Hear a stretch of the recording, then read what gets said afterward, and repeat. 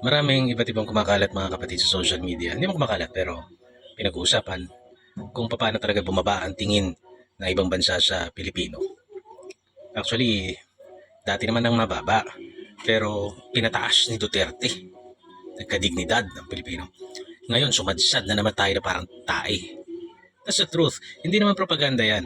Ano ang mapapala kunwari ng Pilipino na pag-usapan natin na mababa tayo? What? Para kay Sara Duterte? Ano mapapala? Hindi, it's beyond that eh. Hindi na naman politika ito eh, na gusto maka Duterte ako.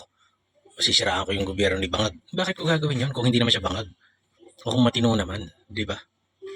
Lagi ko sinasabi nga nung 2022 pa, kahit ayoko manalo si Leni, sana maging, kung nanalo si Leni Robredo, sana maging maayos ang Pilipinas. Ito alam kong hindi, pero sana. Ito yung nangyari dito kay Bangag, dito sa administrasyon na to.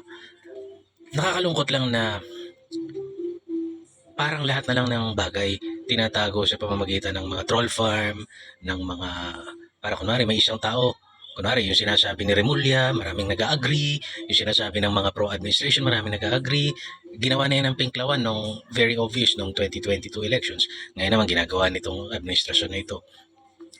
It's frustrating na natututunan lang ng mga nagiging leaders natin, aside from Duterte, ang natututunan lang ay paano kumapit to sa kapangyarihan, paano linlangin yung bayan, at paano maging mas tarantado.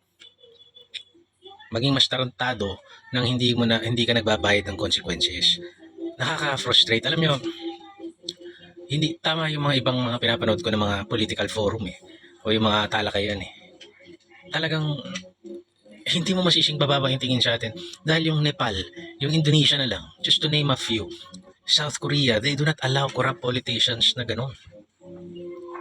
Pero dito, putang inaharap-harapan na wala pa tayong na-accomplish, wala pa tayong nagagawa. Hindi mo naman tayo masisi, yung taong bayan. Dahil talagang nakabaon ngayon itong mga gago. So, we just have to pray. Nakakalungkot yung mga nagsasalita against the government, yung mga gustong gumawa ng pagkilos na palitan ng gobyerno, puro kinakasuhan pa, inciting to sedition, kung ano-anong kaso.